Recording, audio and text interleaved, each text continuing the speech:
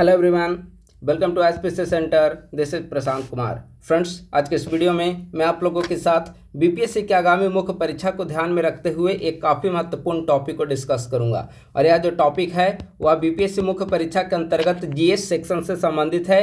GS paper 2 section 2 geography economy का जो section है उससे संबंधित एक महत्वपूर्ण टॉपिक को हम लोग आज डिस्कस करेंगे। बीपीएससी की तैयारी के दौरान सबसे जो डिफिकल्ट जो सेक्शन है वह ज्योग्राफी इकोनॉमी का ही सेक्शन है। ठीक है, तो आज हम लोग इसी सेक्शन के अंतर्गत एक महत्वपूर्ण टॉपिक को डिस्कस करेंगे। तो आज का टॉपिक होगा भारत में खनिज संसाधन। भारत में खनिज संसाधन से संबंधित जो कुछ भी महत्वपूर्ण चीजें हैं उन सभी को हम लोग यहाँ पर काफ़ी डिटेल रूप में डिस्कस करेंगे। चाहे खनिज संसाधनों का वर्गीकरण हो, जैसा कि आप स्क्रीन पे देख पा रहे हैं, या फिर भारत में खनिज पेटियों का निर्धारण हो। ठीक है, तो इन सभी सेक्शन को हम लोग डिस्कस करेंगे। कौन कौन से खनिज भारत में किन क्षेत्रों में पाए जाते हैं, इसको हम लोग मानचित्र डायग्राम के जरिए समझेंगे। फिर ये भारत की अर्थव्यवस्था में किस प्रकार से सहायक है और खनिजों के दोहन से किस प्रकार की समस्याएं उत्पन्न हो सकती हैं।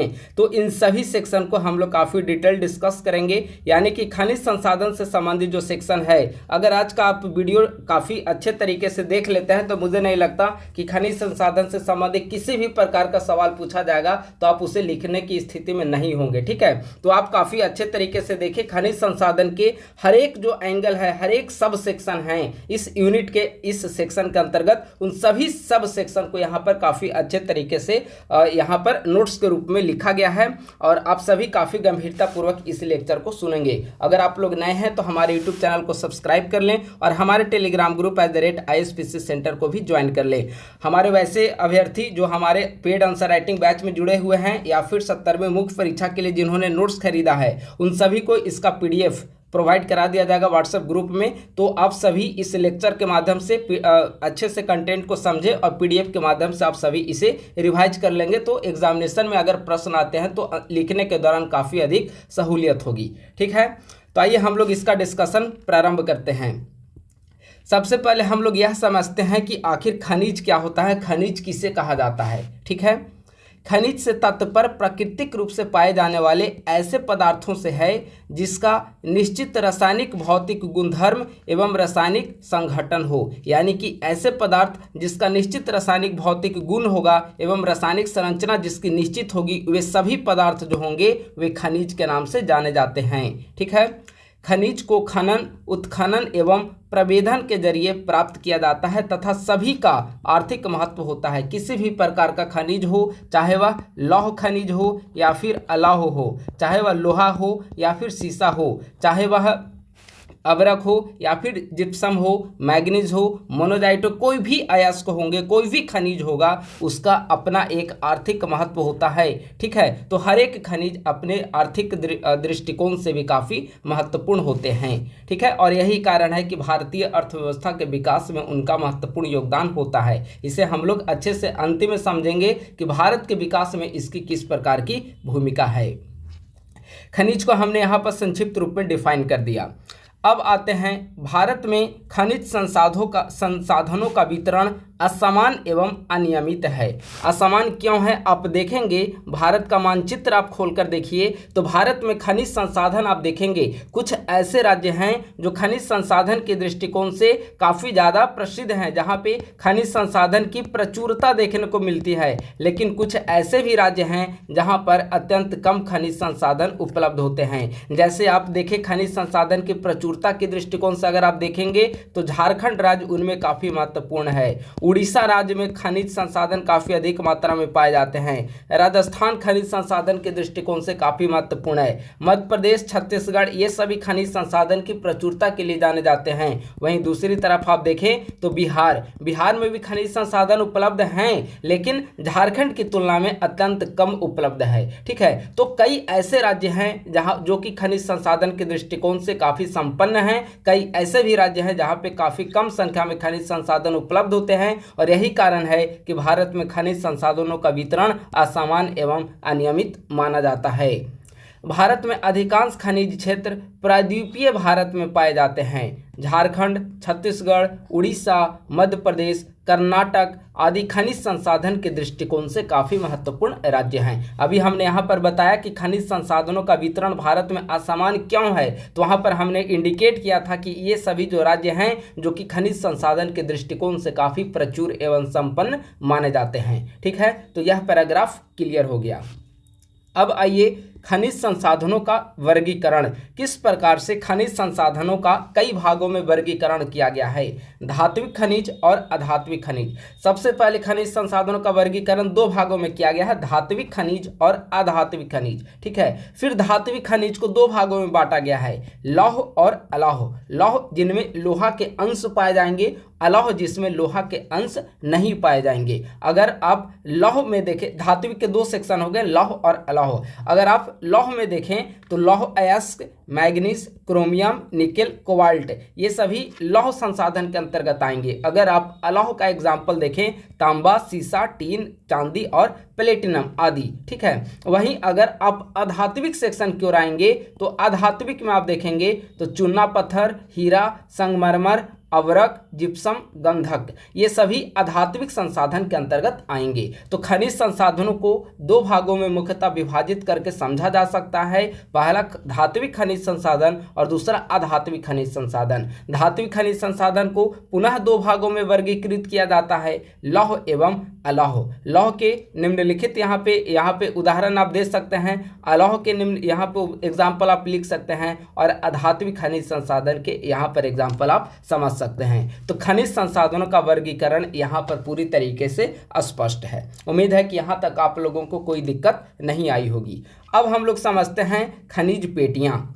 ठीक है, भारत में कई प्रकार की खनिज पेटियां हैं। तो आगे मैं प्रारंभ करूं उससे पहले एक महत्वपूर्ण सूचना आप सभी के लिए है। वैसे अभ्यर्थी जो 70वीं बीपीएससी की इस बार मुख्य परीक्षा में शामिल हो रहे हैं, उन सभी के लिए हमारी टीम आईएसपीसी सेंटर के द्वारा एक नोट्स का पैकेज तैयार किया गया है। उस नोट्स के पैकेज में एसे और डीआई को छोड़कर जीएस का जो भी महत्वपूर्ण सेक्शन है, जीएस का 5 सेक्शन आपको बचेंगे, जीएस पेपर 1 के 2 सेक्शन और जीएस पेपर 2 के 3 सेक्शन, चाहे वह पॉलिटी हो, ज्योग्राफी इकोनॉमी हो, साइंस टेक हो, और यहाँ पर history, art and culture plus current affair IR का सेक्शन हो। इन सभी से संबंधित 150 से अधिक मॉडल प्रश्न पत्र और मॉडल प्रश्न और उसके आंसर को तैयार किया गया है। इसके साथ साथ जो महत्वपूर्ण संपादकीय आलेख हैं का नोट्स तैयार किया गया है। इसके साथ साथ महत्वपूर्ण डाटा कलेक्शन को तैयार किया गया है, चाहे IMF, world bank, NITI Aayog, इन सभी का डेटा हो, जो कि आंसर राइटिंग के दौरान काफ़ी हेल्पफुल होगा और नंबर को बूस्ट करने में काफ़ी फलदायी साबित होगा। तो इन सभी को तैयार किया गया है जो 70वीं मुख्य परीक्षा के अभ्यर्थी हैं उन सभी के लिए। तो आप लोग अगर मुख्य परीक्षा में शामिल हो रहे हैं, समय कम हो, नोट्स बनाने के लिए आपके पास समय नहीं मिल पा रहे हो, रिवीजन के लिए आपको तैयार नोट्स, आपको हैंड रिटन नोट्स आपको परचेज करनी हो, तो आप हमसे संपर्क कर सकते हैं 8375934036। इस नंबर पे आप हमसे संपर्क कर सकते हैं। और नोट्स परचेज करने के लिए इसी नंबर पे आप डायरेक्ट 1500 रुपये पे करके इसी नंबर पे फ़ोनपे, गूगल पे, पेटीएम किसी भी माध्यम से आप पेमेंट कर सकते हैं। प्रशांत कुमार के नाम से अकाउंट वहाँ पे शो करेगा। 1500 रुपये पेमेंट करने के पश्चात इसी नंबर पे आप व्हाट्सएप पे पेमेंट का स्क्रीनशॉट भेज दें। कुछ ही देर के अंतर्गत आपको नोट्स प्रोवाइड करा दिया जाएगा, प्लस व्हाट्सएप ग्रुप में ऐड कर दिया जाएगा, जहां पर आपको मेंस की तैयारी से संबंधित विभिन्न कंटेंट जो है समय अंतराल पर आपको प्रोवाइड किए जाएंगे। प्लस जो भी यूट्यूब चैनल पर हाल के दिनों में 70वीं मुख्य परीक्षा से संबंधित कंटेंट को डिस्कस किया जा रहा है, उन सभी कंटेंट का पीडीएफ जो नोट्स है उन सभी को आपको पेड जो व्हाट्सएप ग्रुप बनेगा वहां पे आपको प्रोवाइड करा दिया जाएगा। तो 1500 रुपया आप पे करके 8375934036 इस पे आप पे करके इसी नंबर पे व्हाट्सएप पर स्क्रीनशॉट भेजकर आप इस सीरीज से आप जुड़ सकते हैं। और किसी भी प्रकार की क्वेरी हो तो इसी नंबर पे आप डायरेक्ट हमसे फ़ोन करके या मैसेज करके आप संपर्क कर सकते हैं। तो अभी हमने ऊपर, अब आइए फिर से टॉपिक पर, अभी हमने ऊपर समझा खनिज संसाधन के बारे में। ठीक है, खनिजों का वर्गीकरण हमने देख लिया। अब देखते हैं खनिज पेटियाँ। भारत में खनिज पेटियों का वर्गीकरण किस प्रकार से किया गया है। खनिज पेटियां का मतलब होता है, जैसे आप भारत का डायग्राम देखेंगे तो भारत के डायग्राम में कई सारे ऐसे क्षेत्र हैं जो खनिज संसाधन के दृष्टिकोण से काफ़ी महत्वपूर्ण होते हैं। तो उन सभी क्षेत्रों को अलग अलग भागों में वर्गीकृत किया गया है अध्ययन की सुविधा के दृष्टिकोण से। तो वही है खनिज पेटियां। विभिन्न भागों में भारत के भूभाग को खनिज पेटियों के संदर्भ में विभाजित किया गया है। ठीक है। भारत में अधिकांश खनिज संपदा का संकेंद्रण प्रायद्वीपीय पठारी क्षेत्रों में है। इस पठारी भाग में खनिजों के वितरण हेतु खनिज संपदा की कई पेटियों को चिन्हित किया गया है। ये पेटियां हैं। ठीक है। तो कई भागों में भारत को बांटा गया है खनिज पेटी के दृष्टिकोण से। उनमें पहली पेटी है उत्तर पूर्वी पठारी क्षेत्र की पेटी। ठीक है। तो हम लोग समझिए उत्तर पूर्वी पठारी क्षेत्र की पेटी। अगर आप इसे डायग्राम के रूप में दिखाना चाहेंगे तो आप डायग्राम में निस्संदेह आप दिखा सकते हैं। यहाँ पे हमने डायग्राम तो नहीं बनाया था, ठीक है, लेकिन आप वहाँ पे बना सकते हैं। ये वाला जो रेंज हो गया बिहार, झारखंड, उड़ीसा वाला जो बेल्ट हो गया वह उत्तर पूर्वी पठारी क्षेत्र की पेटी होगा। उत्तर पूर्वी यानी कि नॉर्थ ईस्ट, यहाँ वाला जो रीजन हो गया। ठीक है। यहाँ पे समझिए खनिज संसाधनों के भंडार के दृष्टिकोण से यह भारत का सर्वाधिक संपन्न क्षेत्र है। ठीक है। यह बात तो क्लियर हो गया कि उत्तर पूर्वी पठारी क्षेत्र की पेटी जो है भारत में खनिज संसाधन के दृष्टिकोण से भारत का सर्वाधिक संपन्न क्षेत्र माना जाता है। इस क्षेत्र को भारतीय खनिज का हृदय स्थल कहा जाता है। इस पेटी का विस्तार देखिए, यहाँ पे गौर से सुनिए। इस पेटी का विस्तार छोटा नागपुर पठार के झारखंड, बंगाल, बिहार, उड़ीसा तक है। तो यह जो बेल्ट हमने यहाँ पर मानचित्र में बताया यही है उत्तर पूर्वी पठारी क्षेत्र की पेटी। तो जब आप एग्जामिनेशन में आंसर लिख रहे होंगे तो इसके साथ जो यहाँ पे राज्य बताए गए हैं उसे आप इस तरीके से मैप के जरिए आप वहाँ पे दर्शा सकते हैं। ठीक है। तो उत्तर पूर्वी पठारी क्षेत्र की पेटी जो है झारखंड, बंगाल, बिहार, उड़ीसा तक इसका विस्तार जाता है और खनिज संसाधन के दृष्टिकोण से भारत का सर्वाधिक संपन्न क्षेत्र जो है माना जाता है। इसे भारतीय खनिज का हृदय स्थल कहा जाता है। अब सवाल है कि इस पेटी में इन राज्यों में किन किन खनिज संसाधनों की बहुलता देखने को मिलती है। तो चूंकि यहाँ पर धारवाड़ और गोंडवाना दोनों प्रकार की संरचनाएं यहाँ पर देखने को मिलती है, इसीलिए यहाँ पर लोहा, तांबा, अवरक, कोयला आदि के भंडार यहाँ पर देखने को मिलते हैं। और इसी कारण आप देखेंगे कि छोटा नागपुर के पठार को भारत का रूर प्रदेश भी कहा जाता है। ठीक है। तो आप ऐसे अगर मान लेते हैं कि समय की कमी हो एग्जामिनेशन में तो डायरेक्ट आप उत्तर पूर्वी पठारी क्षेत्र की पेटी हेडिंग दीजिए, मानचित्र के जरिए यहाँ पर राज्य को दर्शा दीजिए, यहाँ पर ऐसे एरो देकर लिख दीजिए लोहा, तांबा, अवरक, कोयला आदि खनिज संसाधनों की बहुलता। ठीक है। बस आपका यह पॉइंट क्लियर हो गया। अब दूसरे पॉइंट की ओर हम लोग आते हैं। पहला पॉइंट तो हो गया उत्तर पूर्वी पठारी क्षेत्र की पेटी। दूसरा आइए मध्यवर्ती पेटी। मध्यवर्ती पेटी जो भी यहाँ पर दिया गया है राज्य मानचित्र के माध्यम से आप मानचित्र बनाइए और उन राज्यों को वहाँ पर इंडिकेट कर दीजिए। खनिज संसाधनों के भंडार के दृष्टिकोण से भारत का दूसरा सर्वाधिक महत्वपूर्ण क्षेत्र है। पहला हो गया नॉर्थ ईस्ट जो पठारी क्षेत्र है, दूसरा मध्यवर्ती पेटी, इसके अंतर्गत मध्य प्रदेश, पूर्वी महाराष्ट्र, छत्तीसगढ़ और तेलंगाना आता है। अगर भंडार के दृष्टिकोण से देखा जाए तो लोहा, कोयला और तांबा की यहां पर बहुलता प्रचुरता देखने को मिलती है। दूसरा हो गया मध्यवर्ती पेटी। तीसरा आइए उत्तर पश्चिमी पेटी। उत्तर पश्चिमी पेटी आप डायग्राम अगर आप देखेंगे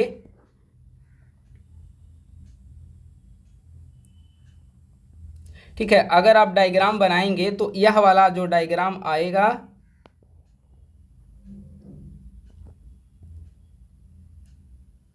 ये वाला जो पेटी है यहाँ पर का आप एग्जाम्पल देखिए। ठीक है।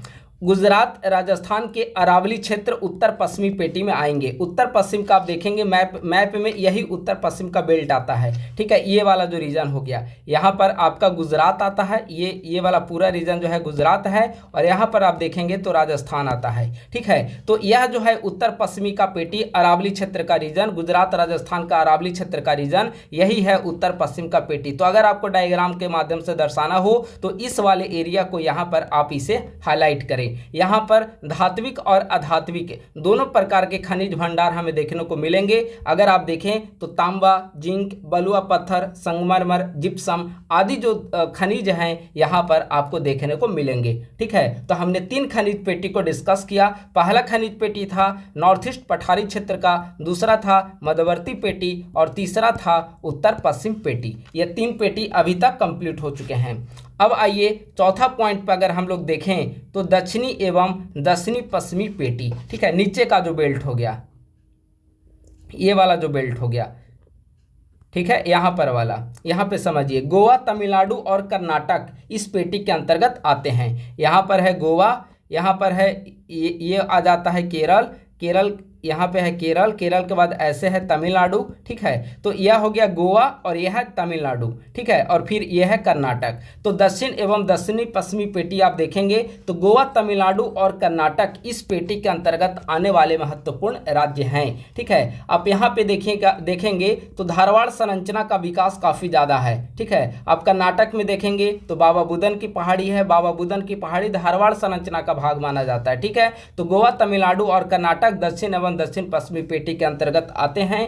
धारवाड़ संरचना के विकास के कारण यह पेटियां काफी महत्वपूर्ण है। यहाँ पर धात्विक खनिज संसाधन पाए जाते हैं। स्पेशली आप देखेंगे तो लौह अयस्क का काफी अधिक भंडार यहाँ पर देखने को मिलता है। चाहे आप गोवा का एग्जाम्पल देखें या कर्नाटक में आप बाबा बुदन की पहाड़ी देखें, बाबा बुदन की पहाड़ी में कुद्रमुख लौह अयस्क के लिए काफी ज्यादा प्रसिद्ध है। तो दक्षिण एवं दक्षिण पश्चिम पेटियों में भी धात्विक खनिज संसाधन यहाँ पर प्रचुर मात्रा में उपलब्ध हैं। लोहे की काफी अधिक प्रचुरता देखने को मिलती है। सर्वाधिक महत्वपूर्ण जो है कि केरल में मोनाजाइट के भी भंडार हैं। मोनाजाइट के साथ साथ केरल में थोरियम के भी भंडार हमें देखने को मिलते हैं। तो ये सभी देखेंगे तो दक्षिण एवं दक्षिण पश्चिम पेटी के अंतर्गत पाए जाने वाले महत्वपूर्ण खनिज संसाधन हैं। ठीक है, तो 4 पेटियां यहाँ पर हमने डिस्कस किया। अब अंतिम पेटी को हम लोग डिस्कस कर रहे हैं। अंतिम पेटी जो भी छोटे छोटे पेटियां हैं उसको हम लोग अन्य पेटियों के अंतर्गत हम लोग इसे चिन्हित करेंगे। इनमें आएगा हिमालय पेटी और दूसरा है अपतटीय पेटी।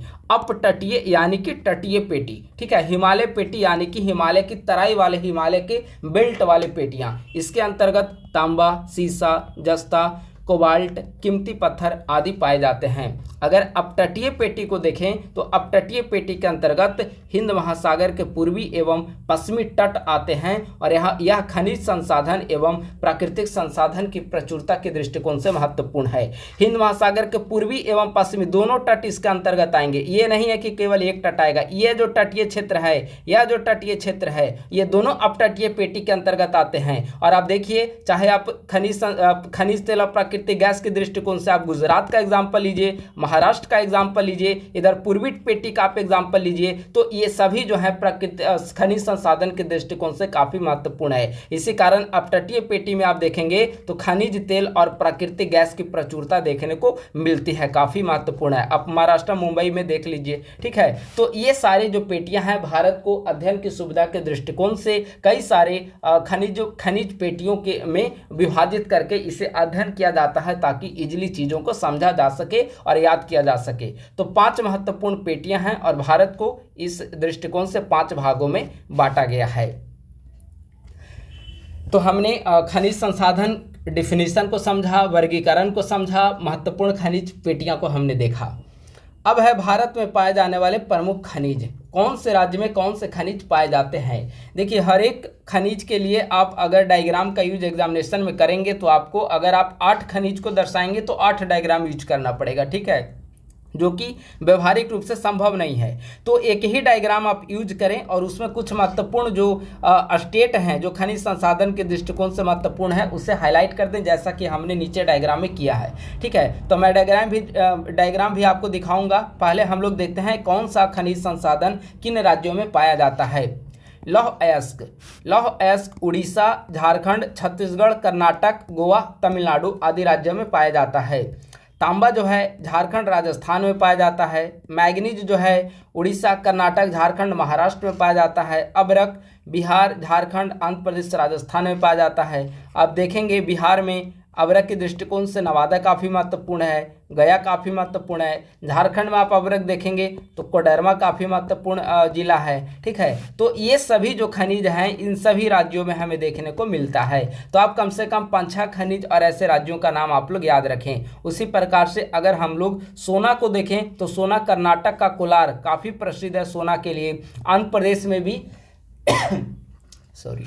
आंध्र प्रदेश में भी सोना के भंडार देखने को मिलते हैं। अगर हीरा देखा जाए तो मध्य प्रदेश का पन्ना कौन नहीं जानता है, हीरा के लिए विख्यात है। छत्तीसगढ़ में भी हीरा के भंडार मिलते हैं। सीसा अगर देखा जाए तो राजस्थान छत्तीसगढ़ में सीसा के भंडार हमें उपलब्ध हैं। जस्ता देखा जाए तो राजस्थान तमिलनाडु में उपलब्ध हैं, ठीक है। तो कुछ महत्वपूर्ण अयस्क जो हैं और पाए जाने वाले राज्य, इनका लिस्ट आप तैयार करिए। मैं तो यहाँ यह PDF आपको शेयर कर ही दूंगा, तो इसको आप लोग अच्छे तरीके से याद कर लीजिए ताकि एग्जामिनेशन हॉल में इंडिकेट करना हो तो आप लोग उसे इंडिकेट करके वस्तुओं को प्रश्न को आप सॉल्व कर सकते हैं, ठीक है। बाकी ओवरऑल आप एक डायग्राम बनाइए। उस डायग्राम में जो महत्वपूर्ण राज्य खनिज संसाधन के दृष्टिकोण से महत्वपूर्ण है उसे आप उस डायग्राम पे दर्शा दीजिए। जैसे गुजरात में इधर अगर आप देखें उत्तर पूर्वी क्षेत्रों में तो बिहार, झारखंड, उड़ीसा, बंगाल, ये सभी रीजन जो है काफी महत्वपूर्ण है, ये 4 रीजन। इसके अलावा यह मध्य प्रदेश है, छत्तीसगढ़ है, काफी महत्वपूर्ण है। केरल है, मोनाजाइट, थोरियम अभी हमने बताया। कर्नाटक का कोलार अभी हमने ऊपर डिस्कस किया। आंध्र प्रदेश, तमिलनाडु काफी महत्वपूर्ण है। तटीय में आप देखेंगे तो गुजरात काफी महत्वपूर्ण है, महाराष्ट्र भी काफी महत्वपूर्ण है, ठीक है। महाराष्ट्र नीचे ये काफी महत्वपूर्ण है। गोवा भी ठीक ठाक महत्वपूर्ण है, राजस्थान भी महत्वपूर्ण है। तो जो महत्वपूर्ण राज्य हैं उसे आप डायग्राम से हाईलाइट कर दीजिए और वैसे को ज्यादा हाईलाइट करिए जहां पे प्रचुर रूप से खनिज संसाधन उपलब्ध हैं और उनकी बहुलता है, ठीक है। तो इस तरीके से एक डायग्राम पे आप दर्शा सकते हैं। तो खनिज की पेटियां, वर्गीकरण, खनिज संसाधन की उपलब्धता, हमने इन चीज़ों को आपके साथ डिस्कस किया।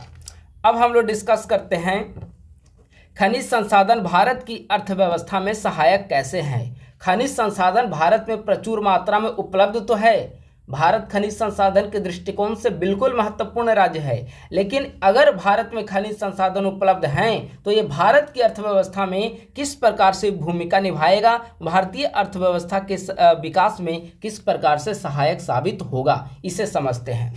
पहला पॉइंट है राजस्व सृजन का माध्यम है। स्वाभाविक है कि अगर किसी भी क्षेत्र में खनिज संसाधन उपलब्ध हैं तो वह खनिज संसाधन जो होंगे आने वाले समय के लिए हमारी आवश्यकताओं की पूर्ति करेगा। तो हमारी आवश्यकताओं की पूर्ति करेगा, किसी दूसरे देश के लिए वह कच्चा माल का माध्यम बनेगा, तो उस देश से हमें क्या होगी, राजस्व प्राप्त होंगी, राजस्व का सृजन होगा। अगर मान लेते हैं जो खनिज संसाधन हमारे यहाँ डिफरेंट राज्यों में, डिफरेंट स्टेट्स में उपलब्ध है, उस खनिज संसाधन को कच्चे माल का उपयोग करके हम लोग मटेरियल को तैयार करते हैं, उसको बेचते हैं, मार्केट में उपलब्ध कराते हैं, तो राजस्व का सृजन होगा और इससे मार्केट में, अर्थव्यवस्था में तरलता बनी रहेगी। तो राजस्व सृजन काफ़ी महत्वपूर्ण है। रोजगार सृजन, स्वाभाविक है कि अगर खनिज संसाधन का खनन किया जाएगा, कोई भी क्षेत्र है जहाँ पे खनिज पेटियां हैं, खनिज पेटियों से खनिज को प्राप्त करने के लिए खनन किया जाएगा, तो खनन करने के दौरान लेबर की तो आवश्यकता होगी, वहाँ पर श्रमिकों की आवश्यकता होगी, और अगर श्रमिकों की आवश्यकता वहाँ पर होगी तो उससे क्या होगा कि रोजगार सृजन होगा। और आप देखेंगे कि खनिज संसाधन जो भी खनिज संपन्न राज्य होते हैं वहाँ पर आप देखेंगे कि लेबर की काफ़ी डिमांड होती है। कम पैसे में अधिक से अधिक कार्य करने की क्षमता वाले लेबर प्राप्त हों, इसकी काफ़ी डिमांड होती है। तो रोजगार सृजन का एक काफ़ी महत्वपूर्ण माध्यम है।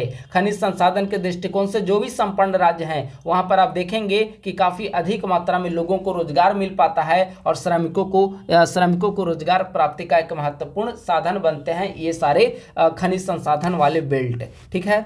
अब संरचना विकास, स्वाभाविक है कि जो कच्चा माल होगा, खनिज हमें जो प्राप्त होंगे वह अवसंरचनात्मक विकास में भी फलदायी साबित होगा। औद्योगिक विकास, उसका जो रॉ मटेरियल के रूप में, कच्चा माल के रूप में काम करेगा, उसे मार्केट में हम लाएंगे, अर्थव्यवस्था में तरलता आएगी। इसके अलावा वे विभिन्न प्रकार के उद्योग धंधों के विकास में सहायक होगा। जैसे आप बिहार का ही एग्जाम्पल ले लेते हैं, ठीक है। अब बिहार का एग्जाम्पल लेंगे तो मान लेते हैं कि रोहतास वाला जो बेल्ट है वहाँ पर काफ़ी अधिक मात्रा में चूना पत्थर देखने को मिलता है। तो स्वाभाविक है कि अगर यहाँ पर चूना पत्थर देखने को मिल रहा है तो चूना पत्थर सीमेंट उद्योग के लिए कच्चे माल के रूप में काम करता है। चूना पत्थर सीमेंट उद्योग के लिए रॉ मटेरियल के रूप में चूना पत्थर काफ़ी जरूरी है। तो अगर मान लेते हैं कि रोहतास में चूना पत्थर की उपलब्धता है, चूना पत्थर से सीमेंट उद्योग को बढ़ावा मिलेगा, तो रोहतास जैसे बेल्ट में वहां पर सीमेंट उद्योग को बढ़ावा मिल सकता है और इससे उसका औद्योगिक विकास जो है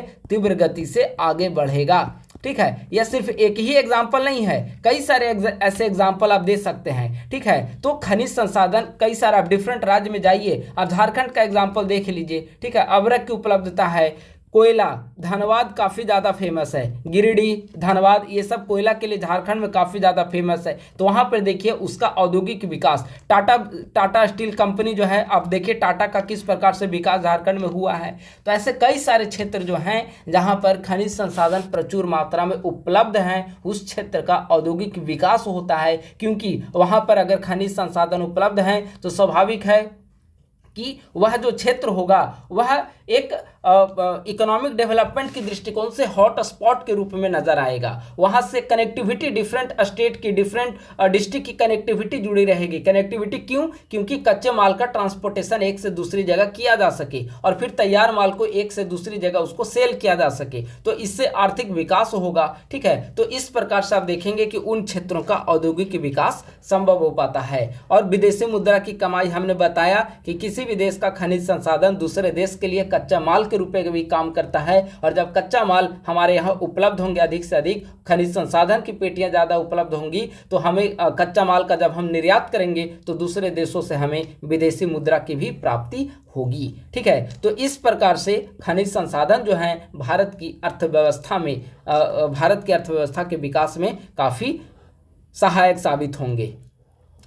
अब आइए खनिजों के दोहन से उत्पन्न समस्याएं। अगर खनिजों का व्यापक रूप से दोहन कर दिया जाता है तो कौन सी समस्याएं उत्पन्न होगी? तो स्वाभाविक है, एक सीमा तक खनिजों का उपयोग किया जाए तब तो काफ़ी बेहतर है, लेकिन अगर उसको आवश्यकता से अधिक दोहन किया जाएगा, आप गांधी जी की कोटेशन को याद करिए। ठीक है, गांधी जी कहते थे कि जो प्राकृतिक संसाधन जो हैं वह हमारे सभी आवश्यकताओं की पूर्ति तो कर सकते हैं, किंतु व्यक्ति की लालच की पूर्ति नहीं कर सकते हैं। आपकी आवश्यकता है, आप आवश्यकता तक आप प्राकृतिक संसाधनों का यूज करिए, सतत एवं संपोषणीय विकास होता रहेगा, प्राकृतिक पर्यावरण संरक्षण भी होता रहेगा, आर्थिक विकास भी होता रहेगा। लेकिन अगर आप अपनी आवश्यकताओं की पूर्ति के बजाय आपके अंदर लालच की प्रवृत्ति आ गई, अधिक से अधिक संग्रह करने की प्रवृत्ति चली आएगी, तो इससे पर्यावरण का दोहन होता चला जाएगा, और अगर पर्यावरण का अति दोहन होता है तो यह आपके विनाश का कारण बनेगा। और यहीं पर यह जो स्टेटमेंट है आपको सत्य सिद्ध होता दिखेगा। खनिजों के अति दोहन से किस प्रकार की समस्या उत्पन्न होगी? तो स्वाभाविक है, अगर हम खनिजों का अति दोहन करेंगे तो समय पूर्व समाप्ति का खतरा होगा। अगर मान लेते हैं कि हमारे पास, हम सभी जानते हैं कि कोयला का भंडार जो है हमारे पास काफ़ी सीमित है, हम सभी, इसीलिए आप देखेंगे कि नवीकरणीय ऊर्जा पर हाल के दिनों में काफ़ी ध्यान दिया जा रहा है, ताकि इसकी जो घटती हुई सीमित मात्रा जो है वह आने वाले समय में समाप्त हो सकती है, और काफ़ी तेजी से इसका अभी खपत भी हो रहा है। तो जब हम जान रहे हैं कि कोयला का भंडार हमारे यहाँ सीमित है, तो इसका जरूरत से ज़्यादा दोहन क्यों किया जाए? इस पर नियंत्रण होनी चाहिए। लेकिन आप देखेंगे कि अनियंत्रित दोहन, विकास के पीछे इतना, हर कोई विकासशील देश, इतना हर कोई देश जो है विकास के पीछे, शहरीकरण, आधुनिकीकरण के पीछे पागल हो चुके हैं हर कंट्री, कि आप देखेंगे कि अपने प्राकृतिक संसाधनों का पूरा दोहन कर रहे हैं, और प्राकृतिक संसाधनों का दोहन करना वे अपना नैतिक और समुचित अधिकार समझते हैं, जो कि प्राकृतिक दृष्टिकोण से गलत है। लेकिन अनियंत्रित दोहन से समय पूर्व समाप्ति का खतरा हो रहा है। वर्तमान समय में ही सारे संसाधन अगर समाप्त हो जाएंगे तो भावी पीढ़ियां के लिए क्या बचेगा? हम किस प्रकार के उदाहरण प्रस्तुत करेंगे? तो अनियंत्रित दोहन से सबसे महत्वपूर्ण जो खतरा उत्पन्न होगा वह समय पूर्व इन खनिज संसाधनों की समाप्ति का खतरा उत्पन्न होगा। दूसरा, नए नए खनिज क्षेत्रों की खोज होने से स्थानीय लोगों का विस्थापन होगा। मान लेते हैं कि अभी कोई बस्ती बसा हुआ है, इस बस्ती में पता चला आर्कियोलॉजिकल सर्वे की टीम आई, उसने यहाँ पे सर्वे किया, सर्वे के बाद पता चला कि इस क्षेत्र में यहाँ पर कोयला का भंडार हमें देखने को मिल रहा है, या फिर कोयला के भंडार होने की यहाँ पर प्रमाण है। तो जब कोयला का भंडार होने का प्रमाण उसे पता चला आर्कियोलॉजिकल सर्वे के दौरान, तो क्या हो गया कि वहाँ का जो बस्ती है उस बस्ती के लोगों को वहाँ से हटाकर कहीं दूसरी जगह शिफ्ट कर दिया जाएगा ताकि इसका खनन किया जा सके और इसके भंडार का पता लगाया जा सके। ऐसी दृष्टिकोण में क्या होगा कि यहाँ पर जो आबादी बस रही थी उस आबादी को विस्थापित करना पड़ेगा। और इतना ही नहीं, विस्थापन के बाद सरकार हर एक समस्या का समाधान सुलझाए तब तो। विस्थापन के बाद कई प्रकार की इनकी समस्याओं का सामना करना पड़ता है। उनको ढंग का मुआवजा नहीं मिल पाता है, रहने के लिए सरकार आवास नहीं प्रोवाइड करा पाती है, उनको पीने के लिए स्वच्छ जल प्रोवाइड नहीं करा पाती है। परिणाम यह होता है कि स्थानीय लोगों का विस्थापन तो होता ही है, वे गरीबी भूखमरी की समस्या से भी जूझते रहते हैं। तो यह भी काफी महत्वपूर्ण कारण है। पहला हो गया समयपुर खनिज संसाधन की समाप्ति, दूसरा हो गया स्थानीय लोगों का विस्थापन। तीसरा जो समस्या है, पहाड़ी क्षेत्रों में खनन से भूस्खलन की समस्या उत्पन्न होगी।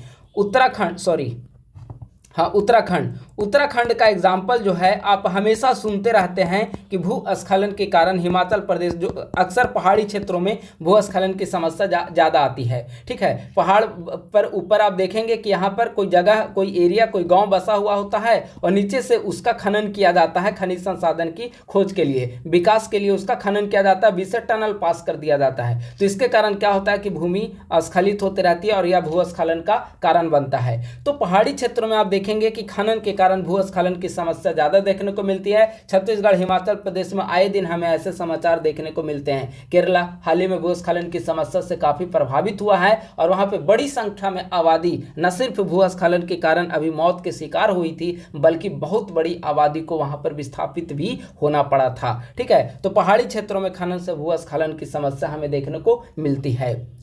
खनिजों के अपशिष्ट के जल में प्रवाह से जल प्रदूषण की समस्या। स्वाभाविक है कि अगर खनिजों के अपशिष्ट को आप किसी नदी नाले में फेंकेंगे और वह जो नदी है किसी गांव शहर के लिए स्वच्छ जल का माध्यम, स्वच्छ जल का स्रोत होता है, तो उसके कारण क्या होगा, जल प्रदूषण होगा। इतना ही नहीं, अपशिष्ट अगर जल में जाएगा तो जल की जो रासायनिक संरचना है वह प्रभावित होगी, जल की जो समुद्री पारिस्थितिकीय तंत्र है वह नकारात्मक रूप से प्रभावित होगा और उसके अंतर्गत जो भी जीव जंतु रह रहे हैं वे मृत्यु के शिकार हो जाएंगे। ठीक है, तो खनिजों के अपशिष्ट के जल में प्रवाह से जल प्रदूषण की समस्या भी हमें देखने को मिलती है। इसके अलावा विभिन्न पर्यावरणीय समस्याएं भी हमें देखने को मिलेंगी। विभिन्न पर्यावरणीय समस्याओं में आप देख सकते हैं प्रदूषण की समस्या होगा। अगर खनन किया जाएगा तो वहां से पॉल्यूशन तो होगा ही, प्रदूषण की समस्या होगा। वन उन्मूलन होगा, वनों का कटाव किया जाएगा खनन के लिए, जो आसपास के जो भी क्षेत्र हैं उसको खाली करा जाएगा और उसको पूरी तरीके से पेड़ पौधे हर किसी को नष्ट कर दिया जाएगा, तो वन उन्मूलन की समस्या होगी। जल प्रदूषण हो गया, ध्वनि प्रदूषण होगा, मृदा प्रदूषण होगा। तो ये सभी समस्याएं, पर्यावरणीय समस्याएं हमें देखने को मिलेंगी। निष्कर्षता स्पष्ट है कि खनिज संसाधन के दृष्टिकोण से भारत तो एक संपन्न राष्ट्र है, पर इसके अति दोहन को देखते हुए हमें सतत विकास की प्रक्रिया को बढ़ावा दिया जाना चाहिए, ताकि भविष्य की पीढ़ियों के लिए भी ये सारे जो खनिज संसाधन हैं वह आने वाली पीढ़ियों के लिए भी पूरी तरीके से सुरक्षित और संचित रह सके और आने वाली पीढ़ियों के लिए भी इसके उपयोग के लिए उपलब्ध हो सके। ठीक है, तो इस प्रकार से अगर आप देखेंगे तो भारत में खनिज संसाधन सेक्शन पूरी तरीके से कंप्लीट हुआ। मुझे नहीं लगता कि इसका कोई सेक्शन बच भी गया होगा। किसी भी डायमेंशन से अगर बीपीएससी मुख्य परीक्षा में सवाल पूछे जाते हैं तो इसी के अंतर्गत, इसी के इर्द गिर्द आपको वहां पर प्रश्न देखने को मिलेंगे। और अगर इस सेक्शन को अच्छे तरीके से आप लोग कंप्लीट कर लेते हैं तो निस्संदेह प्रश्न का जो स्तर होगा इसी के इर्द गिर्द आपका रहेगा और अच्छे आंसर लिखने की आप स्थिति में वहां पर होंगे। इसका पीडीएफ, अंत में एक महत्वपूर्ण सूचना आप सभी के लिए फिर से है कि इसका जो पीडीएफ है जितने हमारे पेड बैच हैं उन सभी को प्रोवाइड करा दिया जाएगा। और 70वीं बीपीएससी मुख्य परीक्षा के लिए हमारे द्वारा नोट्स को तैयार किया गया है। अगर आपके पास समय कम हो, गुणवत्ता के साथ आप तैयारी करना चाहते हैं, अच्छे मार्क्स को आप एग्जामिनेशन मुख्य परीक्षा में आप लाना चाहते हैं, तो निस्संदेह आप हमारे नोट्स को परचेज करें। इसके लिए 8375934036 इस नंबर पे आप संपर्क कर सकते हैं। फ़ोन, व्हाट्सएप मैसेज कर सकते हैं, फ़ोन कॉल कर सकते हैं, या फिर अगर आपको डायरेक्ट नोट्स लेना हो तो इसी नंबर पे 1500 रुपया पेमेंट करके किसी भी माध्यम से गूगल पे, फ़ोन पे, पेटीएम पेमेंट करने के पश्चात इसी नंबर पे आप व्हाट्सएप पर स्क्रीनशॉट भेज दें, आपको नोट्स अवेलेबल करा दिया जाएगा और व्हाट्सएप ग्रुप में ऐड कर दिया जाएगा, जहाँ पर जो भी यूट्यूब चैनल पर डिस्कशन होता है उसका PDF आप सभी को प्रोवाइड किया जाता है। इसकी वैलिडिटी 70वीं बीपीएससी मुख्य परीक्षा तक होगी। ठीक है, तो बस आज के वीडियो में इतना ही। एक नए टॉपिक के साथ हम लोग शीघ्र उपस्थित होंगे और बीपीएससी मुख्य परीक्षा के दृष्टिकोण से एक नए महत्वपूर्ण सेक्शन को हम लोग कंप्लीट करने पर फोकस करेंगे। अगर आप लोग नए हैं तो यूट्यूब चैनल को सब्सक्राइब करने और हमारे टेलीग्राम ग्रुप @ISPSC सेंटर को जरूर ज्वाइन करें। थैंक यू सो मच, बहुत बहुत धन्यवाद।